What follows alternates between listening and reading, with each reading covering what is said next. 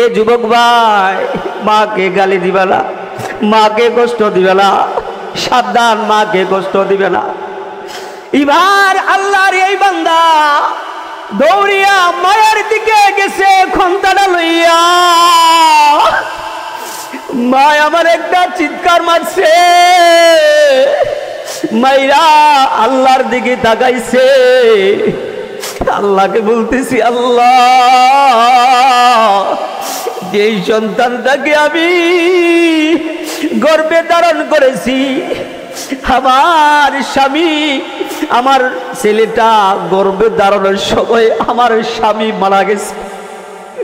আমি মানুষের বাড়িতে যাইয়া যাইয়া মানুষের দানগুলো পার দিয়ে দিয়ে 1 সের বা 2 সের চাউল নিয়ে আসছে। আইসা সারাদিন কাজ করছে। আইসা আমার সন্তানকে লালন পালন করছি। আমি মা এমন দিন গেছে 1 লুকমা পরিমাণ আমি খানা খাইতে পারি না। আমি মা ভিক্ষা করে করে লুকমাগুলো দানাগুলো নিয়ে আসছি। আমার সন্তান যখন হাউ মাউ করে কাঁদছে, ডাক দিয়া বলে, মা, মাগো, ক্ষুধার সহ্য হইতেছে না মা, 1 লুকমা দানা পরিমাণে একটু খানা দাও না। মা আমার ডাক দিয়ে কই, বাবা রে, আজকে সারাদিন কাম করতে পারি না, 1 লুকমা পরিমাণ খানাও ঘরের ভিতরে না। মা আমার ডাক দিয়ে চেয়ে দেখে সন্তানের চোখ দিয়া জোর জোর করে পানি পড়তেছে। বাড়ির পাশে একটা ঘর ছিল, যায়া বলে, ভাবি গো,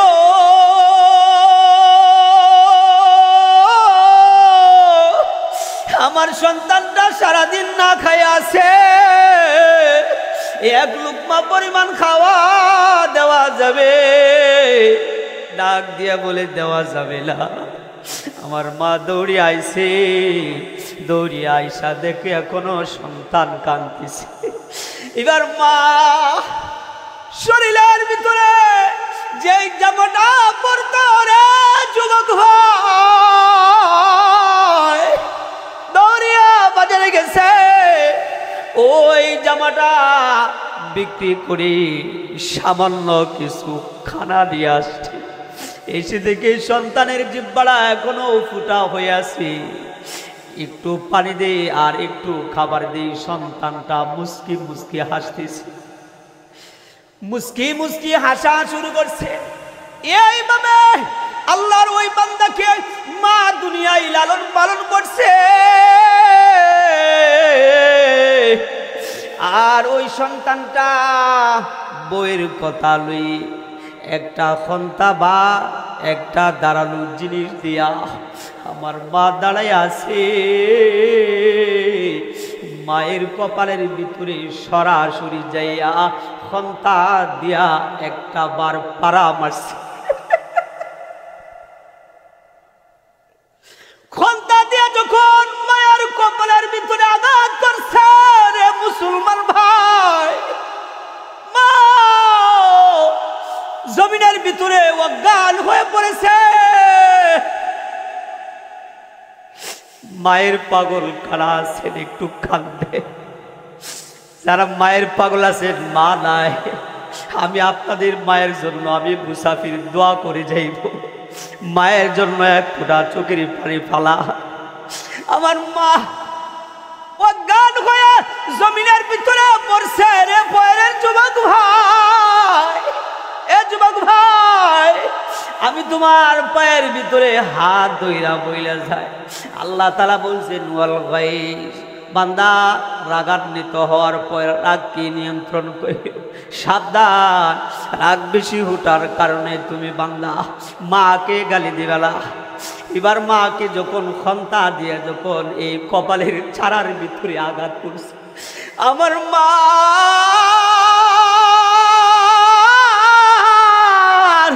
এই কপালের যে চারাটা আছে বৃদ্ধ বাবাজি, এই চারাটা ভেঙে জমিনের ভিতরে পড়ে গেছে। একটা মুরগি বাচ্চা জবাই করলে যেইভাবে রক্তগুলো ছুটে ছুটে যায়, এরকম ভাবে ওই মায়ের কপালের চারা দিয়া রক্তগুলো বাইর হইতেছে। মা আমার জমিনের ভিতরে পড়ে গেছে। কিছুক্ষণ পর আমার মা আবার সুস্থ হইল, জ্ঞান ফিরছে। জ্ঞান ফিরাতে দেখে সন্তান এখনো দাঁড়াই আছে।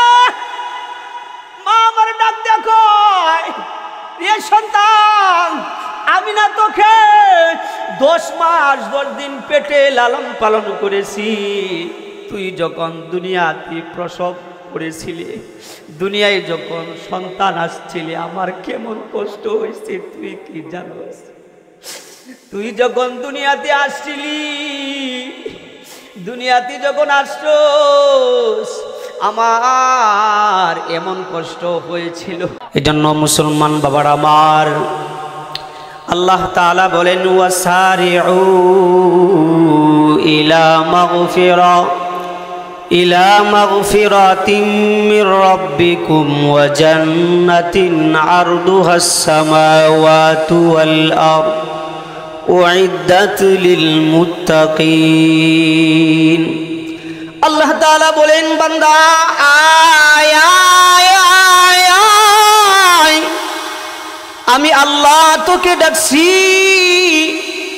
বান্দা গুনাহ মাফির দিকে আয়, বান্দা জান্নাতের দিকে আয়। কিন্তু কোন মানুষ যারা আছে গুনার দিকে দৌড়ায়া যাইতেছে। কেউ কেউ আছে মাহফিল আসছে কিন্তু এখন দৌড়িয়া বন্ধু বান্ধবের সাথে আড্ডায় বসে আছে।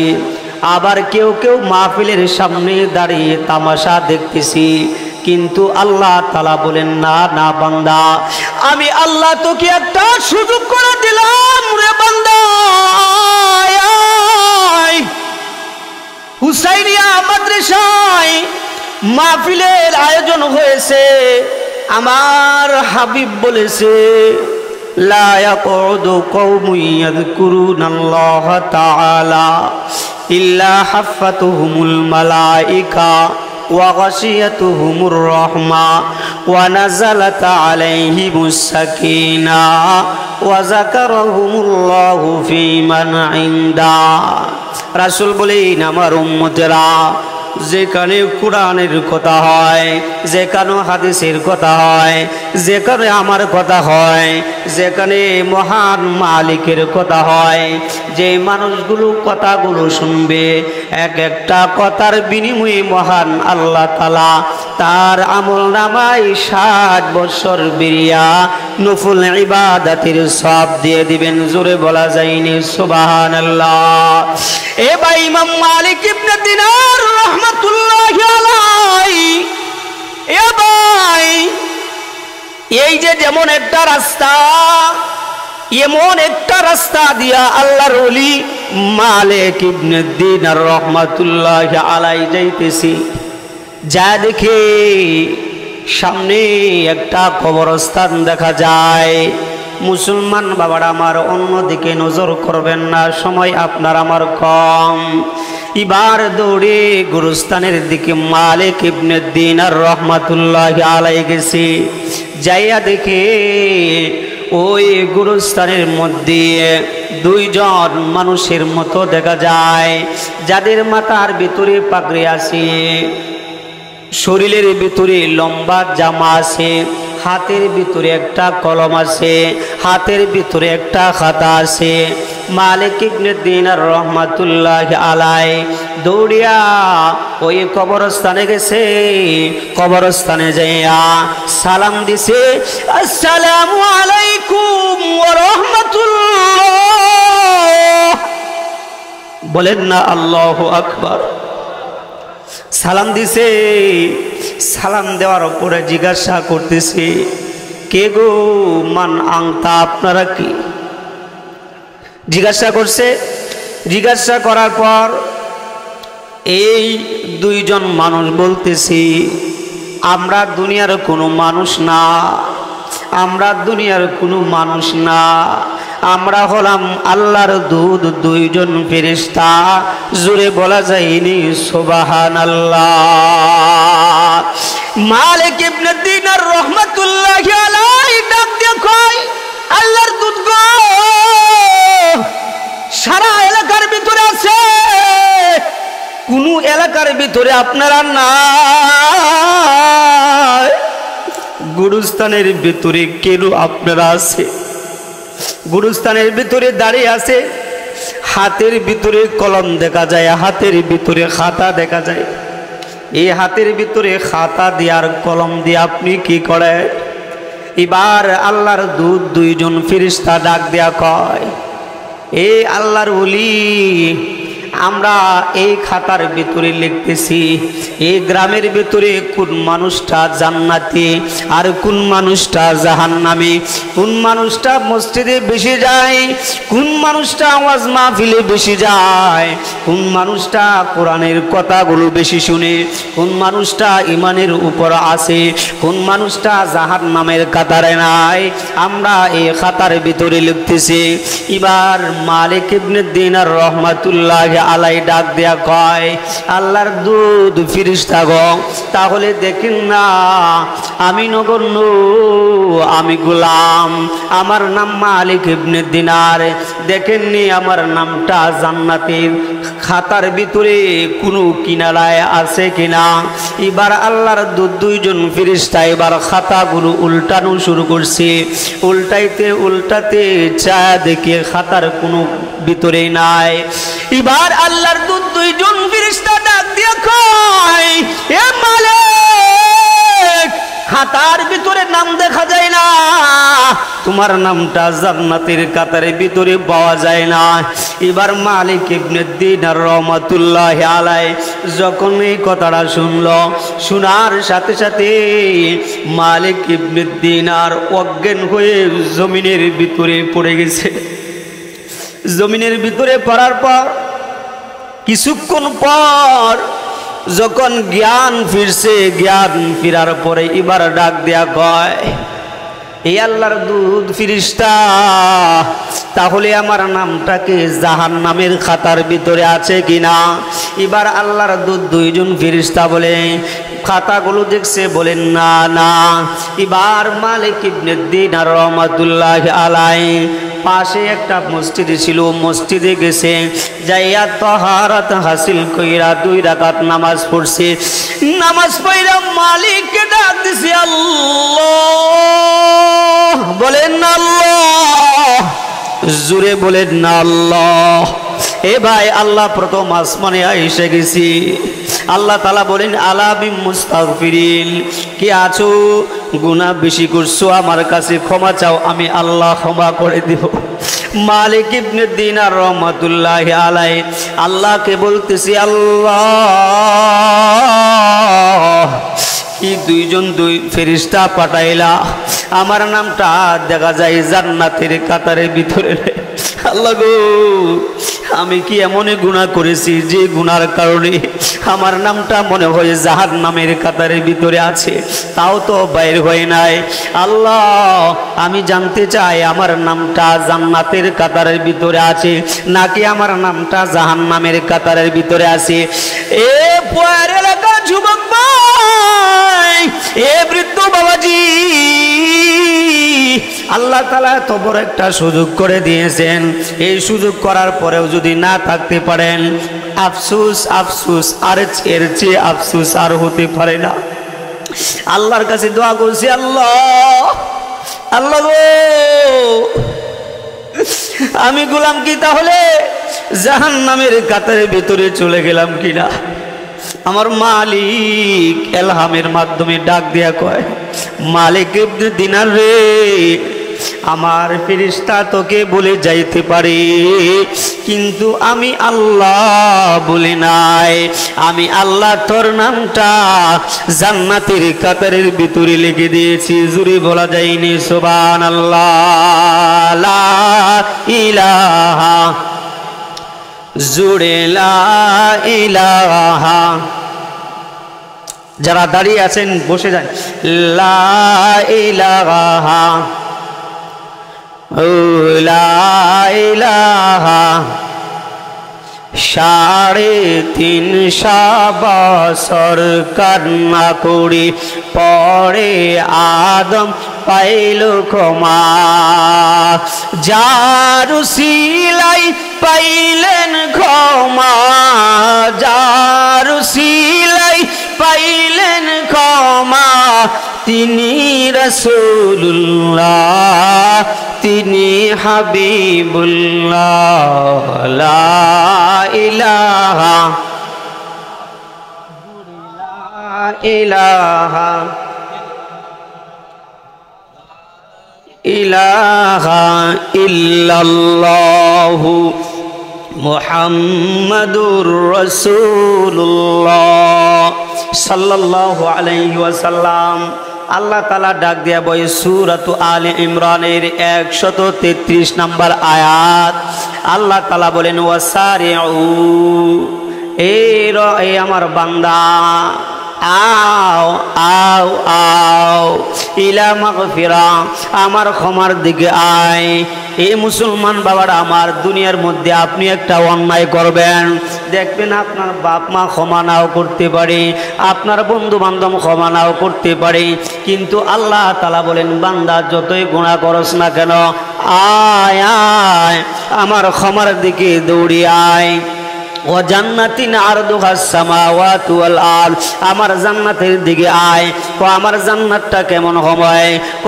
একটা জান্নাত যাদেরকে দেওয়া হবে, যাকে ছোট্ট একটা জান্নাত দেওয়া হবে, কমপক্ষে এই পৃথিবীর 10 পৃথিবীর সমপরিমাণ একটা জান্নাত আল্লাহ এক একটা মুমিন বান্দাদেরকে উপহার দিবেন। সুবহানাল্লাহ। এ ভাই ইলা মাগফিরাতিন তাফসিরে কুরতুবির ভিতরে, তাফসিরে মাজহারির ভিতরে আছে ইলা মাগফিরাতিন, আল্লাহ তাআলা কেমন ক্ষমা করে। মুসা আলাইহিস সালাতু ওয়াস সালাম আল্লাহ তাআলার কাছে বলতেছে, আল্লাহ তোমার কাছে আমার একটা আরজি, আমি দুনিয়ার মধ্যে দেখতে চাই কোন মানুষটা জান্নাতি কোন মানুষটা জাহান্নামী, আল্লাহ তুমি আমাকে দেখাইবে কিনা। আল্লাহ তাআলা মুসা আলাইহিস সালাতু ওয়াস সালামকে ডাক দেয়া কয়, এ পয়গম্বর মুসা, যা ওই মিশরে চলে যা, যাইয়া দেখ দামেস্কের শহরের ভিতরে একটা রাস্তা আছে, একটা রাস্তা আছে, ওই রাস্তার ভিতরে যা, একটা মোড় পাবে, ওই মোড়ের ভিতরে দাঁড়িয়ে থাকবে। আল্লাহ তাআলা বুঝান ইলা মাগফিরা, আল্লাহ তাআলা বান্দাদেরকে কেমন ক্ষমা করতে পারে। মুসা আলাইহিস সালাতু ওয়াস সালাম দৌড়িয়া ওই জায়গার ভিতরে চলে গেছে। চলে যাওয়ার পর এবার প্রথম দেখি আল্লাহ তাআলা বলছেন, যে মানুষটা প্রথম আসবে তোমার কাছে বুঝবা এই মানুষটা জান্নাতে। মুসা আলাইহিস সালাতু ওয়াস সালাম অনেক সময় দাঁড়িয়ে আছে, দাঁড়িয়ে থাকার পর এবার আল্লাহর একটা বান্দা আসছে, এবার বান্দাকে যাইয়া সালাম করছে। কেন রে ভাই? এই জন্যই সালাম করছে যে এই মানুষটা দুনিয়ার মধ্যে হলো জান্নাতি, দুনিয়ার মধ্যে হলো জান্নাতি। মুসা আলাইহিস সালাতু ওয়াস সালাম যাইয়া মুসাহাফা করেছে। মুসাহাফা করার পর আবার ওই রাস্তার ভিতরে দাঁড়িয়ে আছে, দাঁড়িয়ে আবার অনেক সময় অপেক্ষা করছে। অপেক্ষা করার পর দেখে আবার ওই মানুষটাই ওই জায়গার ভিতরে আসছে। এবার পয়গম্বর মুসা আর যায় না, ও যে মানুষটাকে কিছুক্ষণ আগে জান্নাতি মানুষ বলে দেখলাম, আর এই মানুষটা আবার আসছে। আল্লাহর কাছে বলতেছি, আল্লাহ মালিক গো, কেমন লীলা খেলা দেখাইলা, যে মানুষটা 10 মিনিট আগেও আসছিল আবার এই মানুষটা আবার আসছে, যে মানুষটা জান্নাতি আবার এই মানুষটাকে জাহান্নামী মনে হইতেছে। মুসা আলাইহিস সালাতু ওয়াস সালামকে আল্লাহ তাআলা বলতেছেন, হে পয়গম্বর মুসা, কিছুক্ষণ পরে তোমার এই উত্তর পেয়ে যাবা ইলহামের মাধ্যমে। এবার কিছুক্ষণ পর আল্লাহ তাআলা ইলহামের মাধ্যমে আল্লাহ তাআলা মুসা পয়গম্বরকে জানাইছে, এ পয়গম্বর মুসা, যে মানুষটাকে তুমি আগে জান্নাতি মানুষ দেখছো, আবার ওই মানুষটা তুমি জাহান্নামী মনে করছো। কিন্তু জাহান্নামী ছিল ঠিক আছে, একটা গুনাহ করার কারণে সে জাহান্নামের কাতারের ভিতরে চলে গেছিল, কিন্তু তার অন্তরের ভিতরে মায়া আসছে, গুনার প্রতি একটা ঘৃণা জমে গেছে। এই ঘৃণা জমা পড়ার পর আমার বান্দা যাইয়া এমন ভাবে ইস্তেগফার করছে, এমন ভাবে তওবা করছে যে তওবা আমি আল্লাহ কবুল করে ফেলছি। আমি আল্লাহ বলে দিয়েছি, বান্দা যতই গুনাহ তুমি করলা আমি আল্লাহ এই মুহূর্তে তোমাকে মাফ কইরা জান্নাতি মানুষ বানায়া দিলাম। জোরে বলা যায়নি আল্লাহু আকবার, আর জোরে বলা যায়নি আল্লাহু আকবার। ইয়ে ভাই, আল্লাহ তাআলা বলেন ইলা মাগফিরা, আল্লাহ তাআলা বলেন বান্দা আমার ক্ষমার দিকে আয়, আমার ক্ষমার দিকে আয়। আল্লাহ তাআলা বলেন বান্দা যতই গুনাহ করো না কেন আমার ক্ষমার দিকে আও। মুসলমান বাবারা আমার, তাফসিরে যত কিতাব আছে তার মধ্যে একটা তাফসির আছে তাফসিরে কাবির। এই তাফসিরে কাবিরের ভিতরে আল্লামা ফখরুদ্দিন রাজি রহমাতুল্লাহি আলাইহি একটা ঘটনা এই আয়াতের প্রেক্ষিতে লেখেন। এই যে যেমন একটা মাদ্রাসা, এই মাদ্রাসায় ছাত্ররা কোরআন পড়ে, আল্লাহ তাআলার কালাম পড়ে, আল্লাহ তাআলাকে খুশি করার জন্য পড়ে। আল্লাহ তাআলা এই মাদ্রাসার উসিলায় মহল্লার ভিতরে যত কবর থাকবে, কোরআন যত দূর আওয়াজ যাবে, এই কোরআনের আওয়াজের কারণে মহান আল্লাহ তাআলা কবরের ভিতরে আযাব দিবে না, আল্লাহ তাআলা আযাব বন্ধ করে দিবেন। সুবহানাল্লাহ। ইয়া ভাই, আমি আপনাদেরকে একটা আমল দিয়ে যাইব রে মুসলমান ভাই, এ পয়ের মুসলমান ভাই, এ যুবক ভাই, এই বৃদ্ধ বাবা যারা, আমি আপনাদেরকে একটা আমল দিয়ে যাইব। যাদের আব্বা আম্মা দুনিয়ায় নাই, এখানে আমরা অনেক আছি যাদের আব্বা আম্মা দুনিয়ায় নাই, আছে না নাই? অনেকেরই আব্বা আম্মা দুনিয়ায় নাই।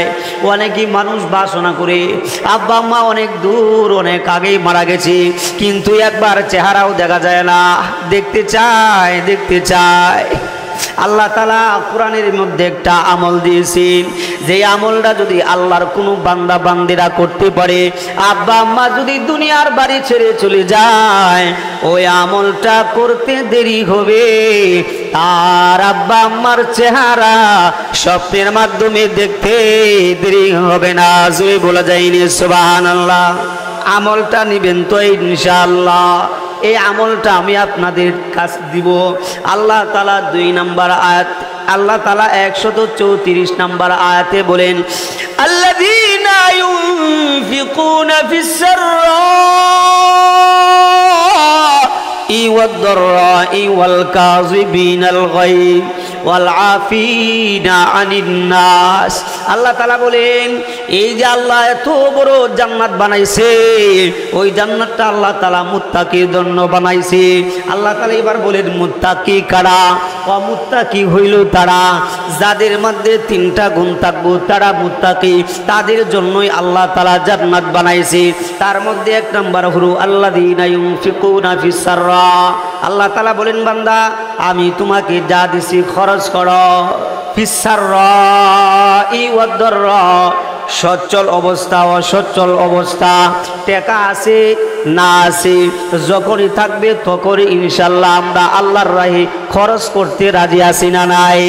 খরচ করতে রাজি আছি। যদি তাকে আপনি হলেন মুত্তাকি, আপনার জন্য আল্লাহ তাআলা জান্নাত বানাইছে। 2 নাম্বার হলো ওয়াল কাযিমিনাল গায়ব। আল্লাহ তাআলা বলেন বান্দা যখন তোমার রাগ উঠবে তখন তুমি রাগকে নিয়ন্ত্রণ করবা। এ ভাই, বর্তমান জামানায় দেখা যায় মানুষ রাগ করার কারণে বাপ মাকে গালি দেয়, মানুষ রাগ করার কারণে আলেম ওলামাদেরকে গালি দেয়, মানুষ রাগ করার কারণে মুসল্লিদেরকে গালি দেয়। গালি দিলে সওয়াব হবে না গুনাহ হবে? গুনাহ হবে। একটা উদাহরণ আমি আপনাদেরকে দিয়ে যাই। ইমাম আযম আবু হানিফা রাহমাতুল্লাহি আলাইহি, এ ভাই একটা রাস্তা দিয়ে যাইতেছে। রাস্তা দিয়ে যাওয়ার পর আল্লাহর একটা বান্দা দাঁড়িয়ে আছে। বান্দা দাঁড়িয়ে থাকার পর যখন ইমামে আজম রাস্তা দিয়ে যাইতেছে, মনের ভিতরে অনেক রাগ গুসা আছে। রাগ গুসা করে ইমামে আজম আবু হানিফা রহমাতুল্লাহি আলাইকে জোরে একটা গালি দিছে। নাউজুবিল্লাহ বলেন। ইমামে আজম আবু হানিফা রহমাতুল্লাহি আলাই গালি দেওয়ার পর পকেটের ভিতরে হাত দিছে। হাত দিয়া ওই মানুষটাকে 500 টাকা হাদিয়া দিল। কেন? আমরা যারা আছি, যদি কেউ আমাকে আপনারা যদি গালি দেন, আমি চেষ্টা করব এই গালি কিভাবে শোধ করা যায়, অথবা আপনি চেষ্টা করবেন গালিকে কিভাবে শোধ করা যায়। এবার এই লোকটা দেখতেছে, হাই হুজুরে গালি দিলাম, হুজুরের টাকা দিল, আরো বেশি দেওয়া লাগবে। এবার লোক দাঁড়াইছে, রাগ আরো বাড়ছে। এবার ইমামে আজম আবু হানিফা রহমাতুল্লাহি আলাইহি দ্বিতীয় দিন আবার এই রাস্তা দিয়ে যাইতেছে। ওই মানুষটা দাঁড়িয়ে আছে। দাঁড়িয়ে আগের দিনের চেয়ে আরো একটু বেশি গালি দিল। ইমামে আজম আবু হানিফা রহমাতুল্লাহি আলাইহি আগের দিন দিছিল 500, এবার দিছে 1000। লোভ বাড়ছে না কমছে? লোভ বাড়ছে। এবার আল্লাহর এই বান্দা কোনো কিছুই বলো না, টাকা লইয়া বাড়িতে গেছে। ভালো সদাই কইরা বিবি সাহেবের কাছে গেছে। বিবি সাহেবকে ডাক দিয়া বলে, বিবি গু, এই যে নাও ভালো সদাই। বিবি বলে, তোমার মতো তো অকর্মা আর কেউ নাই, তাহলে তুমি 2 দিন ধরে টাকা কোথায় পাও? তোমার মতো বাদামি আর নাই, তুমি টাকা কোথাও পাও? এবার এই স্বামী বলি, বিবি রে, আমি তো অকর্মা ছিলাম, ঠিক আছে, আমি রাস্তার মধ্যে একটা কন্ট্রাক্টদারি পাইছি, এই জন্য টাকা আসে। ইমামে আজম আবু হানিফা রহমাতুল্লাহি আলাইহি তৃতীয় দিন আবার এই রাস্তা দিয়ে যাইতেছে। যাওয়ার পর ওই লোকটা আবার সামনে দাঁড়াইছে। সামনে দাঁড়িয়ে আবার ইমামে আজম আবু হানিফা রহমাতুল্লাহি আলাইহিকে আগের চেয়ে একটু বেশি গালি দিছে। ইমামে আজম আবু হানিফা রহমাতুল্লাহি আলাইহি এবার 1000 টাকা হাদিয়া দেয় নাই, এবার 2000 টাকা হাদিয়া দিছে। লোভ তার আরো বেড়ে গেছে। এবার এই মানুষটা আবার চলে গেছে। ইমামে আজম আবু হানিফা রহমাতুল্লাহি আলাইহি আবার আসছে। আবার আসার পর দেখি ওই মানুষটা দাঁড়িয়ে আছে। ইমামে আজম আবু হানিফা রহমাতুল্লাহি আলাইহি বলি, এ বাপজান, আজকে আবার কি বলবা? এবার ওই লোকটা বলে, আপনাকে আমি যে আরো 3 দিন যে গালি দিয়েছি তার চেয়ে বেশি আজকে গালি দিব। কারণ মানুষকে গালি দিলে অন্যদেরকে আমি গালি দিছি, তারা আমাকে জুতা দিয়ে মারছে, আপনাকে গালি দিছি, আপনি আমাকে টাকা হাদিয়া দিতেছেন। এবার ইমামে আজম আবু হানিফা রহমাতুল্লাহি আলাইহি আবার গালি দেওয়ার পর এবার 3000 টাকা হাদিয়া দিয়েছে। হাদিয়া নিয়ে খুব আনন্দ হইয়া বাড়িতে চলে গেছে। বাড়িতে যাওয়ার পর বিবি সাহেব জিজ্ঞাসা করছি, স্বামী গু, আজকে আপনি কয়েকদিন ধরে এত টাকা পাইতেছেন কোথায়? রাস্তায় একটা কন্ট্রাক্টদারি পাইছি তাই। আল্লাহ তাআলা বলেন, ওয়াল গাইজা ওয়াল আফিনা আনিন নাস।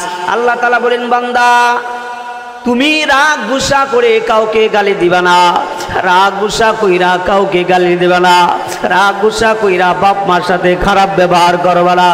ইমামে আজম আবু হানিফা রহমাতুল্লাহি আলাইহি ডাক দিয়ে কয়, যাও যাও, আজকে তুমি আমাকে বেশি গালি দিয়েছো, তাই আমি তোমাকে 5000 টাকা হাদিয়া দিলাম। এবার হাদিয়াটা নিয়া এই আল্লাহর বান্দারা মার কাছে চলে গেছে। মাটা খুব ধার্মিক ছিল। মাকে যে বলতেছি, মা আমি প্রতিদিন এই জামানার ইমামে আজম আবু হানিফাকে গালি দেই, আবু হানিফাকে গালি দেওয়ার সাথে সাথে আমাকে টাকা দে।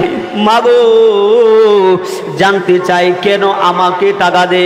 এবার মা ডাক দিয়ে কয়, বাবা রে, এই রহস্য তো আমার জানা নাই, তুমি যাও, তুমি জামানার ইমামের কাছে যাও। এবার এই মানুষটা দৌড়িয়ে জামানার ইমামে আজম আবু হানিফা রহমাতুল্লাহি আলাইহির কাছে গেছে। যা ডাক দিয়ে কয়, কেন আপনি আমাকে টাকা দিলেন গালি দেওয়ার কারণে? ইমাম আজম আবু হানিফা রাহমাতুল্লাহি আলাইহি বলেন, বাবা আল্লাহ তাআলা বলেন ওয়াল গাইজ, রাগকে তোমরা নিয়ন্ত্রণ করো। রাগকে নিয়ন্ত্রণ না কইরা যদি গালি দাও কি হয়?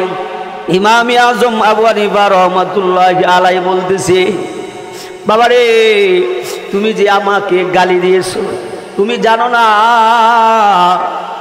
তোমার আমল নামার ভিতরে যে নেকি ছিল? আমি দেখতেছি একবার গালি দিছো, আমার আমল নামার ভিতরে যে গুনাহ আছে এই গুনাহগুলো তোমার আমল নামার ভিতরে গেছে, আর তোমার আমল নামার ভিতরে যে নেকগুলো আছে এই নেকগুলো আমার আমল নামার ভিতরে আসছে। তুমি যা নেক আমল করছো সমস্ত নেক আমলগুলো আমার আমল নামায় আসছে। এই যে তুমি যে আমাকে একটা উপকার করছো, এই উপকার করার কারণে আমি তোমাকে প্রতিদিন হাদিয়া দিলাম। জোরে বলা যায়নি আল্লাহু আকবার। এই জন্য আল্লাহ তাআলা বলেন, বান্দা ওয়াল গাইস, বান্দারে রাগকে নিয়ন্ত্রণ করো। যদি নিয়ন্ত্রণ করতে পারো আমি আল্লাহ তোমাকে মুত্তাকিন নামদের উপহার দিব। মুত্তাকিনদের কাতারের ভিতরে তোমার নামটা দিয়ে দিব। মুত্তাকিনদের জন্য আল্লাহ তাআলা রাখছেন জান্নাত। আল্লাহ তাআলা বলেন, বান্দা রাগকে নিয়ন্ত্রণ করো, তাহলে দেখবা তোমার ভালো কাজ হবে। এ ভাই সময় সংকীর্ণ ভাই, এবার অন্যদিকে আর নজর করবেন না। আমি কয়েকদিন আগে আমি চাঁদপুরে একটা মাহফিলে গিয়েছিলাম। মাহফিলে আসার পথে বাস স্ট্যান্ড যখন আমি দাঁড়াইছি, দাঁড়ায় দেখি আল্লাহর এক বান্দা, সুন্দর চেহারা আছে কিন্তু মাথার ভিতরে তার কোনো ব্রেন নাই। রাত 3টা বাজে আমি একটা দোকানে গেছি, যাইয়া এই ব্যক্তিটার সম্পর্কে জিজ্ঞাসা করেছিলাম, এ ভাই মানুষটাকে কত সুন্দর দেখা যায় কিন্তু মানুষের মাথার ভিতরে ব্রেন নাই কেন, আপনার কি জানা আছে? এবার ওই এলাকার মানুষগুলো আমাকে বলতেছে, হুজুর গো এর পিছনে বড় একটা রহস্য আছে।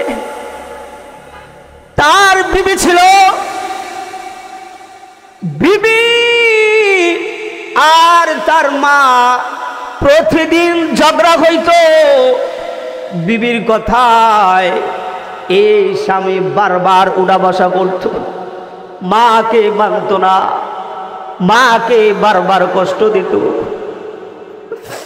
এবার আল্লাহর এই বান্দারা বিবি সাহেব একদিন বিচার দিছে, স্বামী গো যদি আমাকে রাখতে চাও তাহলে তোমার মাকে বাদ দিতে হবে, আর যদি আমাকে রাখতে না চাও তোমার মাকে রাখো, আমি চলে যাব।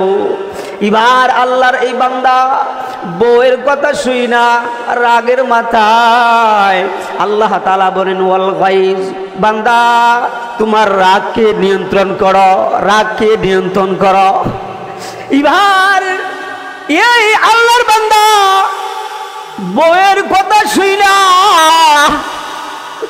ঘরের ভিতরে গেছে, যাইয়া দেখে ঘরের ভিতরে বড় একটা খন্তা আছে, আমরা দেশে যেটা বলি। রাগের মাথায় এই খন্তাটা হাতে নিছে, হাতে নিয়া বিবিকে যায় বলে, বিবিরে আমি যদি আমার বউকে মারি তুই কি খুশি হবি? বিবি রাগ দেয়া কয়, হ্যাঁ আমি খুশি হইব। মা এই দৃশ্যগুলো দেখতেছে। এ যুবক ভাই, মাকে গালি দিবে না, মাকে কষ্ট দিবে না, সাবধান, মাকে কষ্ট দিবে না। এবার আল্লাহর এই বান্দা দৌড়িয়া মায়ের দিকে গেছে খন্তাটা লইয়া। মা আমার একটা চিৎকার মারছে, মাইরা আল্লাহর দিকে তাকাইছে। আল্লাহকে বলতেছি, আল্লাহ যেই সন্তানটাকে আমি গর্ভে ধারণ করেছি, আমার স্বামী, আমার ছেলেটা গর্ভে ধারণের সময় আমার স্বামী মারা গেছে। আমি মানুষের বাড়িতে যাইয়া যাইয়া মানুষের দানগুলো পার দিয়ে দিয়ে 1 সের বা 2 সের চাউল নিয়ে আসছিল। লিয়া আইসা সারাদিন কাজ করছে। আইসা আমার সন্তানকে লালন পালন করছি। আমি মা এমন দিন গেছে 1 লুকমা পরিমাণ আমি খানা খাইতে পারি না। আমি মা ভিক্ষা করে করে লুকমাগুলো দানাগুলো নিয়ে আসছি। আমার সন্তান যখন হাউ মাউ করে কাঁদছে, ডাক দিয়া বলে মা মাগো ক্ষুধার সহ্য হইতেছে না মা, 1 লুকমা দানা পরিমাণে একটু খানা দাও না। মা আমার ডাক দিয়ে কই বাবা রে, আজকে সারাদিন কাম করতে পারি না, 1 লুকমা পরিমাণ খানাও গোড়ের ভিতরে নাই। মা আমার ডাক দিয়ে চেয়ে দেখে সন্তানের চোখ দিয়া জোর জোর করে পানি পড়তেছে। বাড়ির পাশে একটা ঘর ছিল, যায়া বলে ভাবি গো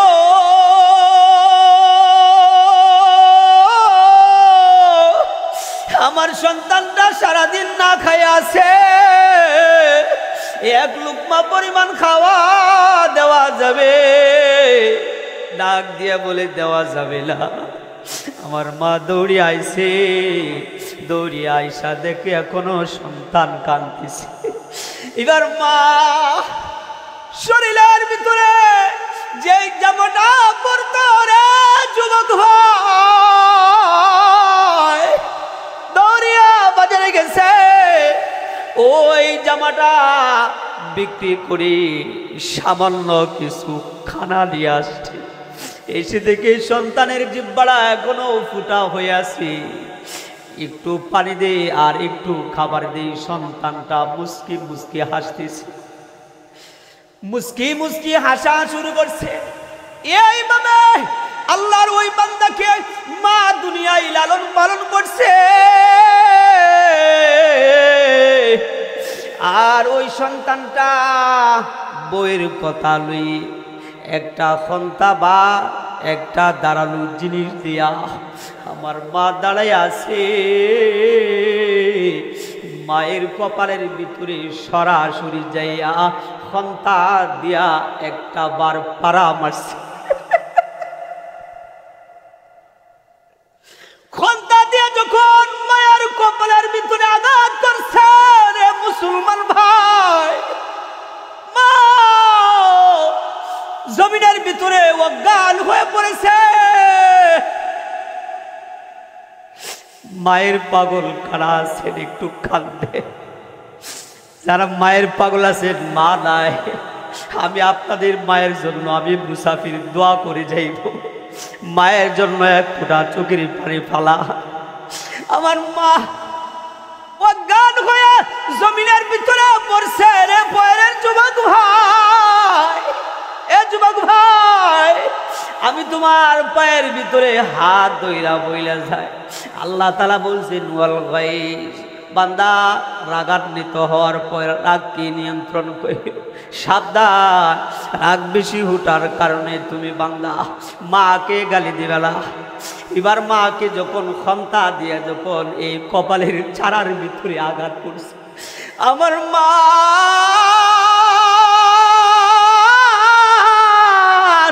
এই কপালের যে চারাটা আছে বৃদ্ধ বাবাজি, এই চারাটা ভেঙে জমিনের ভিতরে পড়ে গেছে। একটা মুরগি বাচ্চা জবাই করলে যেইভাবে রক্তগুলো ছুটে ছুটে যায়, এরকম ভাবে ওই মায়ের কপালের চারা দিয়া রক্তগুলো বাইর হইতেছে। মা আমার জমিনের ভিতরে পড়ে গেছে। কিছুক্ষণ পর আমার মা আবার সুস্থ হইল, জ্ঞান ফিরছে। জ্ঞান ফিরাতে দেখে সন্তান এখনো দাঁড়াই আছে।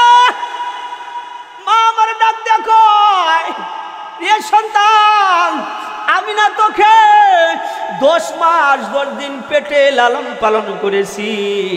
তুই যখন দুনিয়াতে প্রসব করেছিলি, দুনিয়ায় যখন সন্তান আসছিলি, আমার কেমন কষ্ট হয়েছে তুই কি জানোস? তুই যখন দুনিয়াতে আসছিলি, দুনিয়াতে যখন আসছস, আমার এমন কষ্ট হয়েছিল যে আমার দুনিয়ার ভিতরে জ্ঞান ছিল না, দুনিয়ার ভিতরে আমার কোনো জ্ঞান ছিল না, আমি অজ্ঞান হয়ে পড়েছিলাম। রে সন্তান, তুই আজকে আমাকে আঘাত করলি, আমার কপালের চারাটা খুইলা দিলি। এবার সন্তান দাঁড়ায় কয়, মা এই ঘর থেকে তোমার এখন বাইর হইতে হবে। মা আমার ডাক দিয়ে কয়, সন্তান যখন তোর বাবার সাথে আমার বিবাহ হয়েছিল তখন এই ঘরটা বিল্ডিং ঘর ছিল না, এই ঘরটা ছিল একটা সোনের ঘর। সোনের ঘর থাকার পরে তোর বাপ আর আমি মিলে অনেক কষ্ট করার পরে টাকা রোজগার কামাই করে বিল্ডিং ঘর করেছি। বাবার এই ঘরটা তো আমার, পারলে তুই তোর বউকে নিয়ে চলে যায়, আমি মা যাইতে পারবো না। এবার নিষ্ঠুর সন্তান এই ঘন্টাটা লইয়া আবার মায়ের পিছন দিয়া এমন ভাবে একটা পার মারছে রে ভাই, আমার মায়ের পেট পর্যন্ত ঘন্টাটা বললমটা চলে আসছে। এবার মা জমিনে পড়ে গেছে, আর প্রতিবেশীকে ডাক দেয়া কয়, আল্লাহ যেন এমন সন্তান আর কাউকে না দে। এবার মা আবার যখন জ্ঞান ফিরছে, জ্ঞান ফিরার পরে এবার মা আরেক মহিলা আইসা বলতেছে, চাচি গো আপনি চলে যান, না হয় আপনার সন্তান আপনাকে ধ্বংস করে দেবে। এবার মা বাড়ির পাশে একটা মসজিদ ছিল, যে মসজিদের ভিতরে স্বামী নামাজ পড়তো, ওই মসজিদের সামনে যাইয়া আমার আল্লাহকে ডাক দিয়ে বলতেছি, আল্লাহ। জুড়ে বলেন না আল্লাহ। আরে ভাই মায়া সুরে বলেন না আল্লাহ। এবার মা আমার ডাক দিয়ে কই, এ মসজিদের মালিক, এ আসমানের মালিক, এ জমিনের মালিক আল্লাহ, যে সন্তান আমাকে এত আঘাত করলো, আমাকে ঘর থেকে বাহির করে দিল, আল্লাহ আমি তোমার কাছে বিচার দিলাম। আল্লাহ গো, আমার যে সন্তান তার বিবির কথা শুই না আমাকে বইলা গেছে, তার বিবির কথা শুই না আমাকে ঘর থেকে বাইর করে দিছে, আল্লাহ আমি তোমার কাছে বলি, আল্লাহ আমার সন্তানটাকেও তুমি এমন একটা কাজ করো যেন সে তার বিবিকে বলে যায়, যেন সে ঘর থেকে বাইর হয়ে যায়। এই দোয়া করার পর এবার আল্লাহর এই বান্দি দুনিয়া থেকে চলে গেছে। দুনিয়া থেকে চলে যাওয়ার পরের দিন আমার ওই ভাই বলে, হুজুর গো যেদিন এই সন্তানের মা মারা গেছে, যেদিন এই সন্তানের মা তার জন্য বদদোয়া করছে, এর পরের দিন থেকে এই আল্লাহর এই বান্দারা মেন্টাল হয়ে গেছে, বউকে দেখতে পারে না, ঘরের ভিতরে থাকতে পারে না, তার শরীরের ভিতরে কাপড় নাই। কেন? ওয়াল গাইজ, রাগান্বিত হয়ে মাকে আঘাত করেছে বউয়ের কথায়। নাউজুবিল্লাহ। এ ভাই আরেকটা উদাহরণ আমি আপনাদেরকে দিয়ে চাই, রাগ করে কেউ বাপ মাকে গালি দিবেন না। মুসলমান বাবারা আমার, এ কলিজার যুবক, এ পয়ের মুসলমান ভাই, এ পয়ের বৃদ্ধ বাবাজিরা, এ পয়ের মাদ্রাসার ছাত্র ভাইরা, আমি তোমাদের জন্য এই কথাটা বইলা যাই। আল্লাহর ওলি শিবলি নুমানি রহমাতুল্লাহ আলাই বহুত বড় একজন বুজুর্গ ছিল, বহুত বড় একজন আবেদ ছিল। এ ভাই এ ছাত্র ভাই, আমি তোমাদেরকে বলে যাই, এই যে আমি এই জায়গার ভিতরে বসছি, আমার এলেম নাই, আমল নাই, আমার কোনো কিছু নাই, এখানে বসার যোগ্যতা আমার নাই, কিন্তু আমি আজকে যখন বয়ানে আসব, আমার মাকে ডাক দিয়ে বলছি, মা তোমার সন্তান আজকে অমুক জায়গায় বয়ান করবে, হাজার হাজার শত শত মানুষ শুনবে, মাগো একটু দোয়া কইরা দাও না। আমার মা হাত দিয়া বলে, যা যা, এলেম কালাম থাকলে হতে পারে না।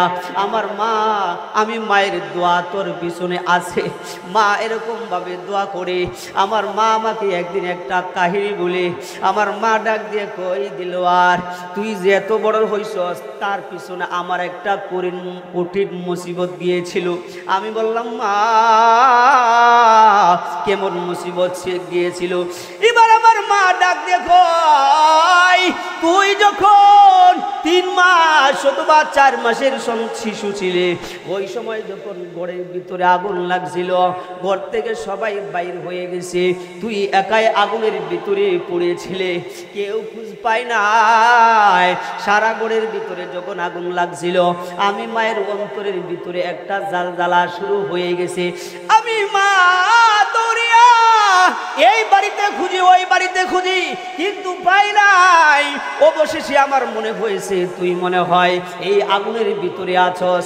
আমার মা বলতেছে, দেলওয়ার শুন, ওই সময় আমি একটা খেতাটাকে পানি দিয়া চুবাইয়া আমি মা ঘর থেকে তোকে বাইর করছি। এই যে বড় একটা উদাহরণ, এই যে বড় একটা অবদান আমার আছে। ইমাম শিবলি নুমানি রহমাতুল্লাহি আলাই, উনি এমন আল্লাহর একজন বান্দা ছিলেন, উনি প্রতি বছর মক্কায় যায়া হজ করতেন। কোথায়? মক্কায় যায়া হজ করতেন। আপনারা হজ করতে চান কি চান না? হজ করার নিয়ত আছে না নাই? মক্কা মদিনা যাইবেন কারা কারা একটু হাত তুলেন তো দেখি। কারা কারা মক্কা মদিনা যাবেন একটু হাত তুলেন। নারে তাকবীর, জুড়ে বলেন নারে তাকবীর। মদিনায় আল্লাহ তাআলা আমাদেরকে মদিনার বাতাস লাগিলে ঘায়, কলিজা মোর ঠান্ডা হয়ে যায়। মদিনা যাবেন তো ইনশাআল্লাহ? বলেন না, মদিনার বাতাস লাগিলে ঘায়, কলিজা মোর ঠান্ডা হয়ে যায়। সবুজ গম্বুজের নিচে আমার নবী শুয়ে আছে, সবুজ গম্বুজের নিচে আমার নবী শুয়ে আছে। কত লক্ষ কোটি আশিকেরা সালাম দিতে পাশে যায়, মদিনার বাতাস লাগিলি গায়, কলিজা মোর ঠান্ডা হয়ে যায়। আল্লাহ তাআলা আপনাকে আমাকে সবাইকে মদিনা যাওয়ার তৌফিক দান করুন, বলেন আমিন। আর দুই একটা কথা বলবো, আমি হাদিস পড়েছি এবং আয়াতটা শেষ করে দিব, আপনারা থাকবেন তো ইনশাআল্লাহ। শেষ ভালো তার, সব ভালো তার। আল্লাহ তাআলা বলে, আল্লাহ রাসূল বলেন, ইন্নামাল আমালু বিল খাওয়াতি, যে মানুষ যার শুরু এবং শেষ হবে কালিমা লা ইলাহা ইল্লাল্লাহ, ওই মানুষটা আল্লাহর তৈরি জান্নাতে যাবেন। সুবহানাল্লাহ। মুসলমান বাবারা আমার, আমি আরেকটি পয়েন্ট বলে আপনাদের কাছ থেকে আমি বিদায় নিয়ে যাব। এলাকার ভিতরে যারা যুবক আছো ভাই, আমি তোমাদের হাতে ধরে পায়ে ধরে বলে যাইব, সাবধান, আর কোনোদিন মা বাবার সাথে খারাপ ব্যবহার করবে না। তোমার রাগ উঠেছে, তুমি রাগকে নিয়ন্ত্রণ করো। যদি নিয়ন্ত্রণ হারিয়ে যদি মাকে গালি দাও, মাকে কষ্ট দাও, জীবন ভরা হজ করবা, জীবন ভরা রোজা করবা, জীবন ভরা নামাজ পড়বা, কোনো একটা নামাজ আল্লাহর দরবারে কবুল হইবে না। নাউজুবিল্লাহ।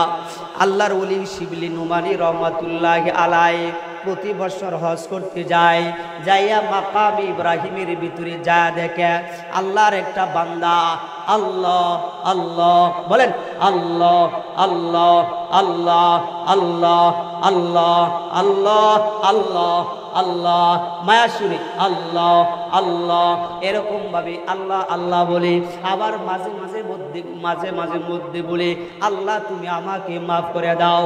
ইমাম শিবলি নোমানী রহমাতুল্লাহি আলাইহি এবার প্রথম বছর দেখলেন, দ্বিতীয় বছর যখন আবার হজ করতে গেছে, যায় মাকাম ইব্রাহিমের ভিতরে যা দেখে ওই মানুষটা আছে যে মানুষটা বারবার আল্লাহ আল্লাহ বলে, আবার বলে আল্লাহ তুমি আমাকে মাফ করে দাও।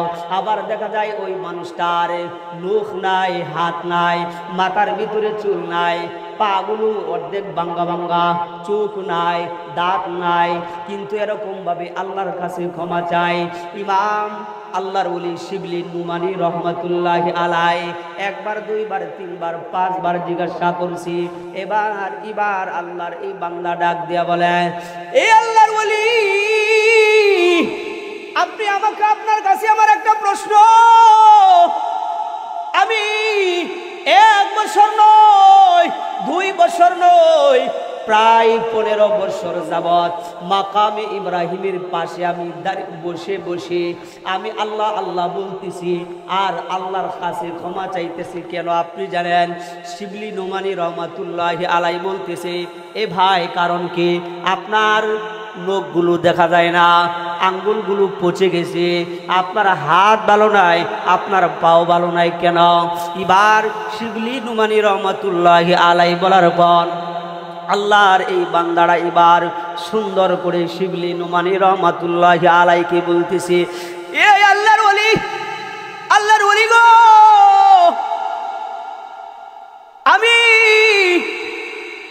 আমার বাবা একজন কাটুরিয়া ছিল। আমার বাবা প্রতিদিন কাঠ বিক্রি করত, আর যখন আল্লাহু আকবার আল্লাহু আকবার বলে যখন ডাক দিত, আমার বাবা মসজিদে যাইত। আমার বাবা মসজিদে যাইয়া আল্লাহ আল্লাহ বলতো। কিন্তু আমার বাবা চলে গেছে। বাবা চলে যাওয়ার পরে আমি যখন কিছুদিন যখন আমিও কাঠের কাজ শুরু করছি, কাজ করতে যাইয়া হঠাৎ একদিন আইসা বাড়িতে দেখি এখনো রান্না হয় নাই। আমার বিবিকে আমি ডাক দিয়ে বলছি, বিবি গো, রান্না কেন হয় নাই? আমি সারাদিন পরিশ্রম করে আসছি। এবার বিবি ডাক দিয়ে কয়, স্বামী গো, তোমার মার কারণে রান্না হয় নাই, তোমার মার কারণে রান্না হয় নাই, তোমার মার কারণে আমি রান্ধে নাই। স্বামী গো, তুমি চলে যাও। এবার স্বামী বলে, কেন তুমি রান্না করো নাই? ও স্বামী, তোমার মা সারাদিন আমার সাথে খালি বকাঝকা করে, সারাদিন আমাকে গালিগালাজ করে, আসলে করে না, কয় একটু, কিন্তু স্বামীর কাছে বলতেছে আর একটু বেশি। দেখবেন বর্তমান জামানায় শাশুড়িরা তার বৌমাকে নিজের মেয়ে মনে করতে পারে না, আবার বউরা নিজের শাশুড়িকেও মাও মনে করতে পারে না। এই কথা শোনার পর বিবি সাহেবকে বলতেছে, বিবি রে, তাহলে আমার মা কোথায়? এবার বিবি সাহেব বলতেছে, তোমার মা ওই যে পার্শ্ববর্তী যে বাড়ি আছে, এই যে যেমন শীতের দিন, এই শীতকালে তোমার মা ওই যে পার্শ্ববর্তী বাড়ির ভিতরে আগুনের পাশে দাঁড়িয়ে দাঁড়িয়ে তোমার মা শরীরের ভিতরে আগুন দিয়ে সেক দেয়, তোমার মা ঠান্ডা ঘুমাইতেছে। এবার সন্তান দৌড়িয়া যাইয়া মাকে বলি, মা গো, তুমি কেন আমার বিবিকে প্রতিদিন অত্যাচার করো? মা আমার ডাক দেয়া বলে, এ সন্তান, তোর কি বিশ্বাস হয়? সন্তান বলে, হ্যাঁ আমার বিশ্বাস হয়। আসলে বিশ্বাস হয় না। এবার মাকে সন্তান পিছন দিয়া দাঁড়াইয়া মা যখন আগুনের সামনে ছিল, আগুনের সামনে থাকার পর এই যুবক ভাই, এই বৃদ্ধ বাবাজিরা দেখেন না এক পোড়া চোখের পানি আসে কিনা। এবার সন্তান পিছন দিয়া মায়ের কোমরের ভিতরে একটা আঘাত করছে, মাকে এমন জোরে একটা লাথি মারছে, মা আমার আগুনের ভিতরে পড়ে গেছে। মা আগুনের ভিতরে পড়ে শরীরের ভিতরে যে কাপড় ছিল, কাপড়ের ভিতরে আগুন লেগে গেছে। মার আগুনটা এমন ভাবে লাগছে, মায়ের যে চুল আছে চুলের ভিতরে আগুন লেগে গেছে। আগুন লাগার পর মা মা আগুনের কারণে ওই সময় দুনিয়া থেকে বিদায় হয়ে গেছে রে মুসলমান বাবারা আমার। এবার সন্তান এই দৃশ্য দেখা পাগল হয়ে গেছে। পাগল হওয়ার পর সেই সন্তান নিজের হাত দিয়া একটা চোখ তুলে ফেলছে, নিজের হাত দিয়ে একটা দাও দিয়া নিজের একটা হাত কেটে ফেলছে, একটা দাও দিয়া নিজের একটা পা কেটে ফেলছে। এইভাবে মাকামে ইব্রাহিমের ভিতরে আছে, দাঁড়িয়ে দাঁড়িয়ে শুয়ে শুয়ে আল্লাহ আল্লাহ বলে আর আল্লাহর কাছে ক্ষমা চায়। ইমাম শিবলি নুমানি রহমাতুল্লাহি আলাই বলেন, এই বাবা তুমি যে যে কাজটা করছো বড় একটা অন্যায় করছো। এবার আল্লাহর এই বান্দা বলতেছে, আল্লাহর বলে গো আপনি একটু ইস্তেখারা করেন, আপনি একটু ইস্তেখারা করে দেখেন না, আপনি একটু দেখেন না মুরাকাবা করে আমার কি উপায় হয়। আল্লাহর ওলি শিবলি নুমানি রহমাতুল্লাহি আলাই মুরাকাবা করছে। মুরাকাবার করার পর এবার এলহামের মাধ্যমে আইছে। ইমাম শিবলি নুমানি রহমাতুল্লাহি আলাইকে এলহামের মাধ্যমে বলা হয়েছে, এ শিবলি নুমানি ওই আল্লাহর বান্দাকে বলে দাও না কয়েকশো কোটি বছরও যদি বাঁচিয়া থাকে আর মাকামে ইব্রাহিমের পাশে দাঁড়ায়া দাঁড়ায়া যদি আল্লাহ আল্লাহ বলে আর আল্লাহর কাছে ক্ষমা চায়, আল্লাহ ক্ষমা করবে না, আল্লাহ ক্ষমা করবে না। কারণ আল্লাহর রাসূল বলেন, রিজর রব্বি রিজল ওয়ালিদাইন, যার পিতা মাতা সন্তুষ্ট আল্লাহ তার প্রতি সন্তুষ্ট হয়ে যায়। এই জন্য আমরা পিতা মাতাকে আঘাত করব না, পিতা মাতাকে সন্তুষ্ট রাইকা আমরা দুনিয়া থেকে বিদায় হয়ে যাইব। 5 ওয়াক্ত নামাজ পড়ব, আল্লাহর হুকুম মানব, মাদ্রাসার প্রতি খেয়াল রাখবো, আলেম ওলামাদেরকে ভালো নজরে দেখব। এমন যদি খাসভাবে যদি তওবা করতে পারেন তাহলে 2টা হাত তুইলা আল্লাহকে দেখান। একটু হাতটা তোলেন না, নারে তাকবীর, নারে তাকবীর। আল্লাহ তাআলা আপনার আমার হাতগুলোকে কবুল করেন, আমিন। আল্লাহ রাসূল বলছেন আত্তাইবু মিনাজ যামবি কামাল্লা যামবালা, যে মানুষটা খাসভাবে তওবা করবে আল্লাহ তাআলা বলেন ওই মানুষটা এমন নিষ্পাপ হয়ে যায় যে মানুষটা কেবল দুনিয়ার ভিতরে আসছে মায়ের গর্ভ থেকে।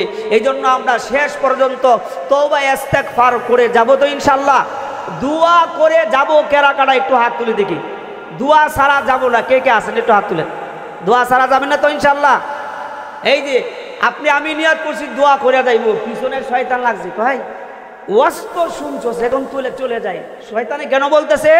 আল্লাহ তাআলা বলেন বান্দা দুআ মুখুল ইবাদত, দোয়াই হলো ইবাদতের মজব। আমি দোয়া করব, খুশি হবেন কে? আর জোরে করবেন, খুশি হবেন কে? আর যদি দোয়া না কইরা চলে যায় আরেকজন খুশি হবেন, তিনি কে? তিনি হলেন শয়তান। তাহলে শয়তানকে বন্ধু বানাইতে চান নাকি আল্লাহকে বন্ধু বানাইতে চান?